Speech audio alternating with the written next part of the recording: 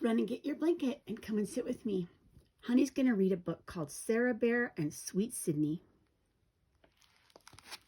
I love the pictures in this book. They're so cute. Day after day, the house in the woods was quiet, so quiet and cold.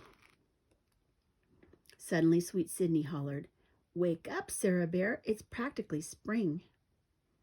He shook the big bump beside him. "We've got to get ready," Sweet Sydney said. "It's much too dark," said the bump in the bed. "Well, I'll get started," Sweet Sydney called. He swooped up sweaters and waterproof boots, fuzzy old mittens, and woolly knit suits. He plopped the clothes in the winter box. "Oh, there's my Sarah Bear's favorite jacket. I'll fold it and pack it on top," he said. He clicked the locks in the winter box and shoved it into the closet. "And now it must be spring, I know. Wake up, Sarah Bear." But deep, deep down, way under the covers, Sarah Bear sleepily, grumpily said, "Not yet, Sweet Sydney. It's much too early." "But the daffodils are blooming, I'm sure. Just look." Sweet Sydney yanked at the curtains. "Oh my," he said, "not yet." And he was so disappointed. He tried this and that to pass the time. Then he got a fine idea. "Wake up, Sarah Bear," he shouted. "Let's shine up this house for spring." But Sarah Bear just burrowed deep. "Parumph, zlumpity rump," she mumbled. "Well, I'll get started," Sweet Sydney said. "Good idea," said the bump in the bed. Sweet Sydney hauled out the big straw broom and whomped his way through the living room. He punched all the pillows and smoothed out the lace, scooped up the embers and swept the fireplace. "Oh, dust off the teacups, shake out the mat." He jiggled it here, he wiggled it there. "Sarah Bear does it just like that," he said. "Then pick a pack of papers up and pile them into stacks. Swish away the spider webs, poke in all the cracks. And now I know it's spring," he said. "Wake up, Sarah Bear." But deep down, down deep, way under the covers, Sarah Bear shivered. "Not yet, Sweet Sydney. It's much too cold." "But the robins are singing, I'm sure. Just listen." Sweet Sydney pushed open the window. "Not yet," he exclaimed. "Not yet?" And he was so disappointed. He plunked his cello to pass the time. Then he got a good idea. "Wake up, Sarah Bear. Let's fix a spring picnic." But deep, deep down, way under the covers, Sarah Bear just grumbled, "Zump." "Well, I'll get started," Sweet Sydney said. "Good idea," said the bump in the bed. Sweet Sydney pulled out the pans and the bowls and the beater he needed for honey nut rolls. "I'll beat up a batter of tickleberry shoots, 1 cup chopped fine, and sassafras roots, walnuts and peanuts and sugar plum tree nuts, and crumbly bumblebee honey." Sweet Sydney licked the honey cup clean and popped the rolls in the oven.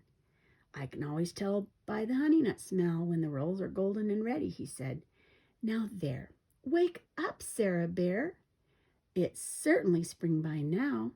He peeped outside the window. "Not yet, not yet, not yet," he roared, mad as a bear can get. "Well, I'll just sit here and wait," he said, and he flopped himself down in his chair.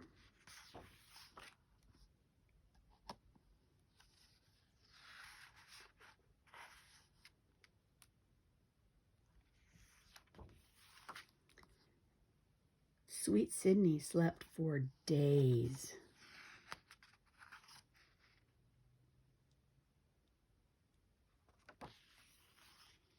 And days.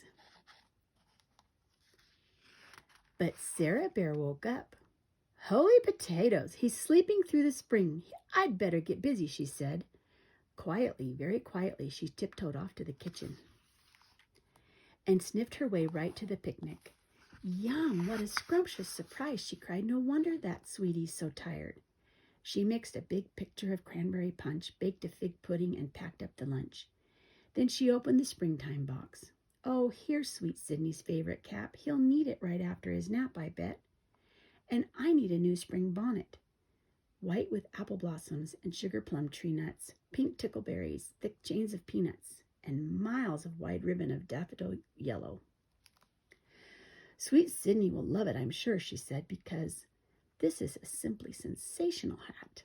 And now I think I'm quite ready. Gently she whispered, ready for daffodils.